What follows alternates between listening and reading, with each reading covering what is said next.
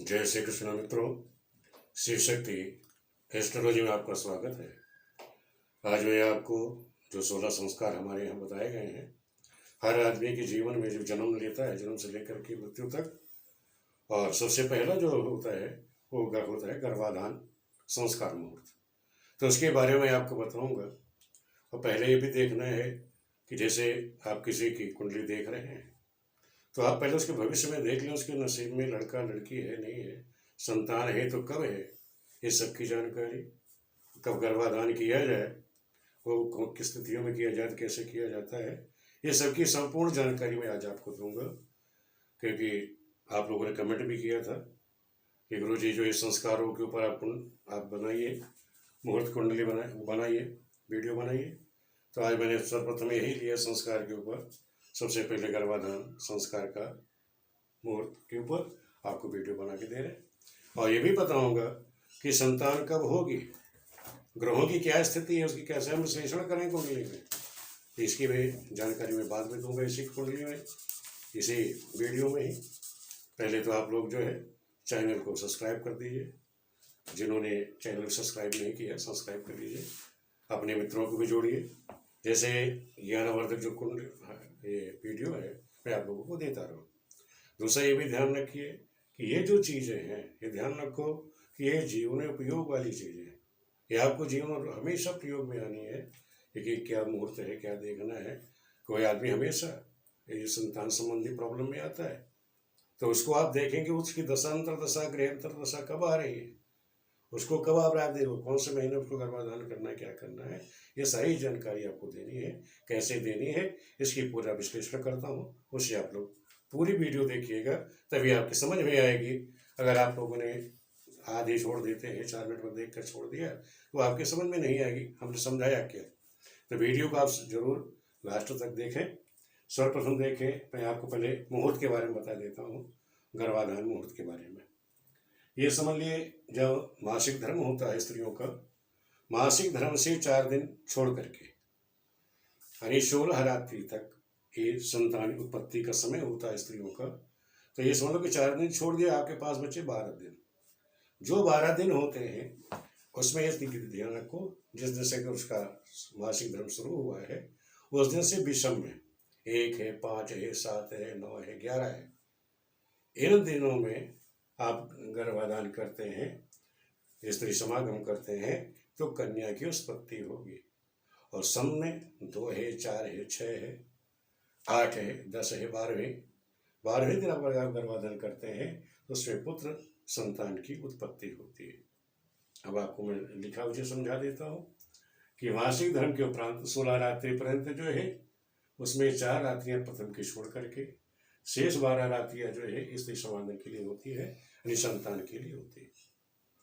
पुरुष जो है, हाँ ये भी ध्यान रखिए कि पुरुष को ये ध्यान रखना है, जो पुरुष है उसका चंद्र बल और तारा बल दोनों, अगर अंधेरा पाक है चल रहा है तो सब उसके तारा बल ही होने चाहिए।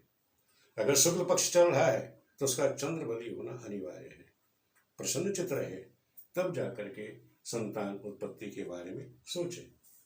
ये बता दिया मैंने आपको, 1, 5, 7, 9, 11 का जो दर्शन से समागम करने से कन्या की उत्पत्ति होगी, और 2, 4, 6, 10 और 12वें दिन यानी सम दिनों में मासिक जो धर्म प्रारंभ हुआ उस दिन से करने से पुत्र संतान की उत्पत्ति होती है। फिर आप देखेंगे लग्न, जो लग्न है उस लग्न में ग्रहों की स्थिति क्या है, मैंने आपको लग्न बताए हुए है और मैं उत्तर लग्न बताता हूँ आपको। चलो इसके विश्लेषण बाद बता दूँ, पहले आप शुभ दिन देख लीजिएगा कि शुभ दिन कौन से दिन, सोमवार है, बुध है, गुरु है, शुक्र है, ये शुभ दिन होने चाहिए। ये आप ध्यान रखें कि जो शुभ दिन हमारे पास है, सोम, बुध, गुरु, शुक्र, शुभ दिन होने चाहिए। अब ये है कि अगर शुभ दिन नहीं है, किसी का इतवार, सोमवार, मंगल ऐसा हो गया तो यही होता है कि जो बच्चे होते थोड़ा क्रोधी है, जिद्दी है, अड़ियल इस तरह के पैदा होते हैं। अशुभ माना गया, रवि है, मंगल है, शनि को अशुभ माना गया है, इस चीज़ का आप लोग ध्यान रखिएगा। तिथि जो है बताया आपको चंद्रवली होनी चाहिए, जो भी तिथि आप ले रहे हैं। तिथियाँ कौन सी हैं, द्वितीय, तृतीय, पंचमी, सप्तमी, दशमी, एकादशी, द्वादशी, ये शुक्ल पक्ष की है, ध्यान रखना, ये शुक्ल पक्ष की तिथियाँ हैं। और कृष्ण पक्ष में द्वितीय, तृतीय, पंचमी और सप्तमी, इसमें शुक्ल पक्ष में चंद्रबली होना चाहिए और कृष्ण पक्ष में ताराबली। इसका अपना ध्यान रखना। जो भी पुरुष है वो अपने जन्म राशि से इसको देख ले। दूसरा, नक्षत्र क्या होना चाहिए। गर्भाधान के समय आप लोग नक्षत्र ध्यान रखें। अश्विनी, रोहिणी, वृषरा, तीनोत्र, हस्त, स्वाति, अनुराधा, अभिजित, श्रवण, धनिष्ठा, शतभिक, रेवती, ये शुभ नक्षत्र हैं। इन शुभ नक्षत्रों में अगर आप संतान उत्पत्ति के बारे में सोचते हैं, इसलिए समागम करते हैं, तो सुंदर और बुद्धिमान संतान पैदा होगी। लग्न क्या चाहिए।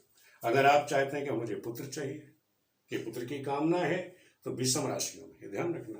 पुरुष लग्न कौन सी होती है। मेष, मिथुन, सिंह, तुला, धनु और कुंभ, ये पुरुष लग्न है। ये लग्न होनी चाहिए। और अगर आपको कन्या की चाहते हैं, आपकी इच्छा है, तो उसमें है वृष, कर्क, कन्या, वृश्चिक, मकर और मीन। तो इस लग्न में को जो भी संतान होगी गर्भाधान के समय, उसमें कन्या उत्पन्न होगी। दूसरा, जब ये लग्न आपने बना ली, इनमें ग्रहों की स्थिति क्या होगी वो आप समझ लो। यही मैं समझाना चाह रहा था कि आपने ये लगन तो बना ली कि हमको पुरुष चाहिए, कन्या चाहिए, उसमें ग्रहों की स्थिति होगी। जैसे मेष लगन आपने बनाई, हमें पुत्र संतान की किसी की इच्छा है, तो मेष लगन की या मिथुन सिंह की लगन आपने बना ली, तो उसमें ही देखना है कि लग्न, त्रिकोण और केंद्र में शुभ ग्रह हो। और उस जो लग्न पर दृष्टि किसकी होनी चाहिए। अगर आप लड़के की इच्छा चाहते हैं तो सूर्य, मंगल और गुरु की दृष्टि लग्न पर होनी चाहिए, तब पुत्र संतान की उत्पत्ति होगी। अब आपने वृष लगन तो ली, वृक है, कर्क है, वृश्चिक है, आपको कन्या की इच्छा है, ये लगन तो आपने उस समय देख ली। लेकिन लग्न देखने के बाद ध्यान रखो कि लग्न पर अगर स्त्री जाति जैसे चंद्रमा है, शुक्र है, बुध है, इनकी अगर दृष्टि पड़ रही है तभी कन्या होगी। तो इसलिए स्त्री लग्न की जो ग्रह है उनकी दृष्टि लग्न पर पड़नी चाहिए। ये तो हो गया लग्न यानी गर्भाधान के समय का। अब आप किसी की कुंडली देख रहे हैं कि उसके नसीब में संतान है कि नहीं है, तो आपने बता दिया गर्भाधान का समय है, इस तरह से आप देख लीजिए। अब उसके नसीब में संतान है भी कि नहीं है, इस तो भी आपको देखना है। तो उसमें क्या करें, संतान के लिए जो ग्रहों की स्थिति देखनी है कि अगर उसके पंचम भाव में कोई भी ग्रह बैठी होगी, ज्यादातर ध्यान रखो कि पंचम भाव में चाहे जो भी ग्रह बैठे वो फल दे के ही जाती है। मान लो कि सूर्य बैठा है तो एक संतान देगा, पुत्र अवश्य जरूर देगा। चंद्रमा बैठा है, आप देख लीजिए, चंद्रमा बैठा हुआ अगर पंचम भाव में तो 2 कन्याएं देगा। मंगल बैठा हुआ है तो 3 पुत्र दे देगा। शुक्र और सूर्य और बुध बैठा है यहाँ पे पंचम भाव में, वो कन्या, 4 कन्याओं का योग बनाता है। बृहस्पति बैठे हैं तो 5 पुत्र लिखे गए हैं, लेकिन ये ध्यान रखो जो प्रैक्टिकल की देखा गया है कि अगर यहाँ बृहस्पति बैठा है तो कन्याओं का सुख तो दे देता है, पुत्र संतान में बाधक बन जाता है। एक पंचमेश के का कारक है, इस चीज का ध्यान रखिएगा कि यहाँ सर लिख तो दिया गया है बृहस्पति 5 पुत्र देता है, ऐसा होता नहीं है प्रैक्टिकल में, वो केवल कन्याएं देगा, कन्याओं का सुख अच्छा होता है अगर बृहस्पति पंचम में बैठा है। अगर बृहस्पति की दृष्टि पड़ रही है पंचम भाव पे, ध्यान रखो, तब वो पुत्र संतान देगा। अगर बैठा है तो कन्या देगा, ये चीज आप लोग ध्यान रखिएगा। और शुक्र बैठा हुआ है तो कन्या देगा, वो भी 6 कन्या देता है। और ध्यान रखो अगर शनि, राहु, केतु ये बैठे हैं या इनकी दृष्टि है तो ये संतान के बाधक हैं, क्योंकि शनि यहाँ क्या है, नपुंसक ग्रह, शनि नपुंसक है, राहु केतु बाधक ग्रह है। तो ये ध्यान रखो, अगर शनि है, राहु है, केतु है, तो यहाँ ये संतान नहीं होने देगा, बाधक है, ये संतान नहीं होने देंगे, बांध्या योग बना देंगे, गर्भपात करने का योग बना देंगे। तो इस चीज का आपको ध्यान रखना है कि अगर शनि, राहु, केतु पंचम में बैठे हैं तो संतान का बाधक बनेगा। दूसरा कि सभी शुभ ग्रह पंचम भाव में संतान देते हैं, मैंने लिखा हुआ है कि सभी शुभ ग्रह अगर पंचम में है तो संतान देते हैं। शुभ ग्रह कौन कौन से है, चंद्र है, बुध है, गुरु है, अगर पंचम बैठे हैं लेकिन कन्या देंगे, ये ध्यान रखो, कौन क्या देंगे, कन्या। अगर पाप ग्रह बैठी हुई है पंचम में, जैसे मंगल है, सूर्य है, मंगल सूर्य बैठेंगे यहाँ तो ये पुत्र संतान देंगे। और शनि, राहु, केतु बैठेंगे तो संतान में बाधक बन जाएंगे, गर्भपात करा देंगे। ये चीज आप लोग ध्यान रखें। अगर शुभ ग्रहों की दृष्टि है, संतान यहाँ पड़ रही है, तो ये ध्यान रखो पुत्र संतान होगी। पाप ग्रहों की दृष्टि अगर पड़ गई पंचम पे, वो संतान की हानि करा देंगे, वो गर्भपात करा देंगे। दूसरा ये भी समझ लो कि संतान होगी कब। ये तो मैंने आपको बताया कि इसके नसीब में है, संतान है ही नहीं है, लेकिन होगी कब ये आपको देखना है कि जो ग्रह यहाँ शुभ कारक उसकी बन रही है, संतान का योग कारक बन रही है, उनका गोचर कब है। वो गोचर में लग्न में बैठी हो, पंचम बैठी है, नवम बैठी है आकर के, नवम चल रहे हैं, अगर लग्न में चल रहा है, पंचम चल रहा है, नवम चल रहा है, तभी संतान होगी। आप उसकी ग्रह दशा, अंतर दशा, विषुवती दशा चेक कर सकते हैं। उसमें देख लो कि जो इसके योग कारक संतान का कारक जो ग्रह है वो उसके गोचर में लग्न में कब आ रहा है, पंचम में कब आ रहा है, नवम में कब आ रहा है, तब उसकी संतान की उत्पत्ति होगी। दूसरी ये आपको दिमाग में बिठा लीजिए। तो इस तरह से आप अपने यजमानों को बताएंगे तो उनका कल्याण होगा। इस तरह मैंने आपको बता दिया कि संतान के समय उसकी कुंडली में आप कैसे विचार करेंगे, ग्रह कैसे विचार करेंगे कि उसके संतान है नहीं है, इसके बारे में बता दिया। लग्न क्या होनी चाहिए गर्भाधान के समय, उनमें ग्रहों की क्या स्थिति है, उसके बारे में आपको बता दिया कि कैसे आप ग्रह देखेंगे। अगर पुरुष ग्रह लेने या संतान चाहिए, लड़का चाहिए, तो ये मेष, मिथुन, सिंह, तुला, धनु, कुंभ लग्न होनी चाहिए और पुरुष ग्रहों की दृष्टि लग्न पर होनी चाहिए। उस समय जो लग्न है और कन्या चाहिए तो ये कन्या लग्न, इससे जैसे 2, 4, 6, 8 ये कन्या जो लग्न है, इस तरह की जो कन्या कारक ग्रह है लग्न हमारी बनती है उसमें है। लेकिन इसमें ध्यान रखो चंद्रमा और शुक्र की दृष्टि होनी चाहिए, जो स्त्री कारक ग्रह है उनकी दृष्टि लग्न पर होनी चाहिए, तो आपको कन्या होगी। और आपको बता ही दिया कि समागम को बता ही दिया कि जो दर्शन है उससे 1, 5, 7, 9, 11वें दिन अगर करते हैं तो कन्या होगी और सम दिनों में पुत्र संतान की उत्पत्ति होती है। तो इस तरह से मैंने आपको बता दिया कि गर्भाधान संस्कार और संतान कब होगी, कैसे होगी, इसके बारे में आपको बता दिया।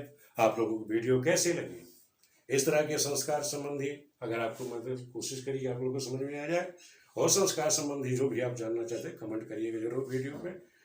तो उससे मैं आगे भी आपको जो जानकारी चाहिए किसी भी विषय पे, मुहूर्त पे, जैसे मैंने आप लोगों को कुंडली बनाना सिखा दिया है, कुछ कुंडली विश्लेषण करना कहना उस पर भी वीडियो बना दी है, मुहूर्त के बारे में बता दिया, मुहूर्त निकालने के बारे में, विवाह संबंधी सारी मुहूर्त के बारे में बता दिया है। तो आप लोग जरूर देखें वीडियो और चैनल को आप लोग लाइक करें, सब्सक्राइब करें, अपने मित्रों को दें, आप मित्रों को भी जोड़िए, क्योंकि मेरी कोशिश यही रहेगी कि आप लोगों को अच्छी से अच्छी वीडियो दी जाए जिससे आप लोग है अच्छे शिक्षा ज्ञान प्राप्त कर सकें और समाज में प्रतिष्ठित योग ज्योतिषी बन करके समाज की आप लोग सेवा करें। आप चैनल को हमारे आप लोग लाइक करें, सब्सक्राइब करें और ज़्यादा से ज़्यादा अपने मित्रों को जोड़ने की कोशिश करें। वीडियो देखने के लिए आप सभी लोगों का बहुत बहुत धन्यवाद।